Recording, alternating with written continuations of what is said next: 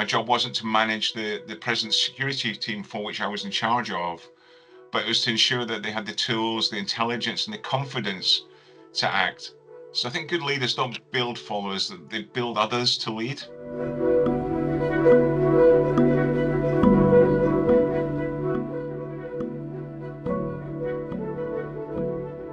Battlefields teach us that leadership isn't about authority, it's about responsibility. And I think, my response would be that war teaches that leadership isn't about control, but about probably enabling others to succeed whilst under extreme pressure. In combat, leadership isn't about rank or authority, it's about creating the conditions for success.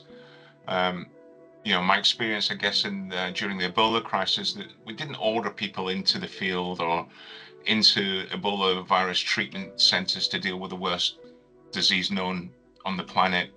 We trained them, we equipped them, we empowered them, and then we just got out of their way. And the result with that was that over 1,200 people, many volunteers, many with no military background, saved countless lives because they were well trained, motivated, and trusted to lead on the ground. And I think that businesses often fail by clinging on to their rigid hierarchies. And for myself, I think that clarity can unlock that autonomy. And when in Sarajevo, I was on a special forces team in Sarajevo, my team could improvise because they knew the end goal, which was to, we were tasked with capturing indicted war criminals, and we understood the roles of engagement that we had to work within. And in businesses, I think micromanagement stifles that ability to innovate. But if you provide the clear boundaries, it therefore fuels it. I think your role as a leader is to remove barriers. When I worked in Sierra Leone, my job wasn't to manage the present security team for which I was in charge of, but it was to ensure that they had the tools, the intelligence, and the confidence to act.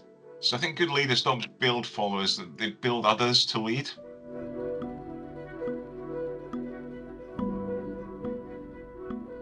Clarity is the antidote to chaos. And like clarity means like stripping away the background noise. I think in Sierra Leone, when protecting the British High Commission and then moving on to look after the president during all of the Blood Diamond Civil War, this required really crystal clear protocols, no room for interpretation. And if taking that lesson into business, I would define clarity as a direction. I think a one-sentence goal where everyone rallies behind. Roles, no ambiguity about who owns what. I see a lot of that in the businesses that I support, that there's real lack of understanding of who has the ownership for delivery. And then making sure that the feedback loops are working well. So real-time course correction.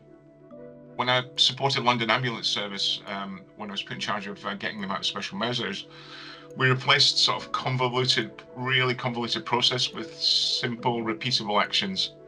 And that resulted in sort of better, what did it result in? It resulted in better patient care, which is what that service is there to do.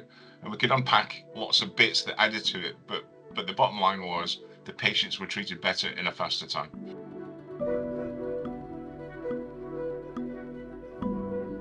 The message around that for me is I think that adversity reveals what's already broken, and if you can fix that, you'll leap ahead.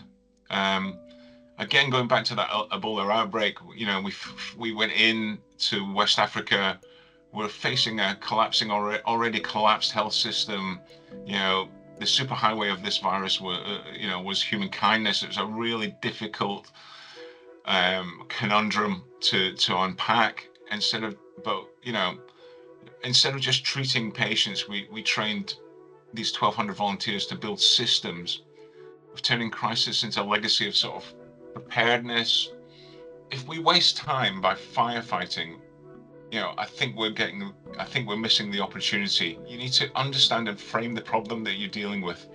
For example, when I was tasked by Rory Stewart to support the reduction of violence in the 10 most violent prisons in England, the violence really dropped when we treated incidents as data points and then used that adversity as free intelligence So if an incident happened, we'd use that intelligence to understand and frame the problem, then get after it.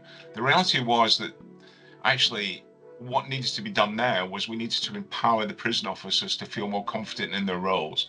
We didn't need to supply new toilets for prisoners and things that perhaps that the organization was focusing on.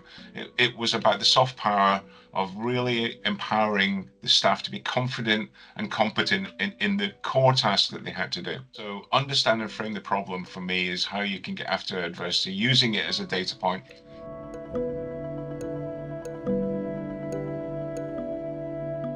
I think high performance teams, whether in special duty, special forces, or I've been lucky enough to work within sort of professional football, I think they all have similar traits, and I think psychological safety. I think admitting mistakes was a key point. Feeling safe to perform at your highest level.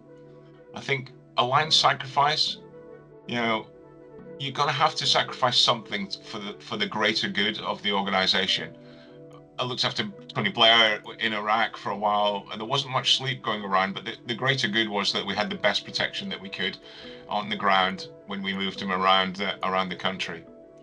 I think performance discontent is something I think is really important. You know, if we can instill a mentality of we can always perform better, you're always looking for that incremental gain. And I know that's a term that's used a lot, but there's always a gap to close. And even if you win, even if you win well, you can always win better the next time. And if you can be discontent, enjoy the win, but be ruthless in your review.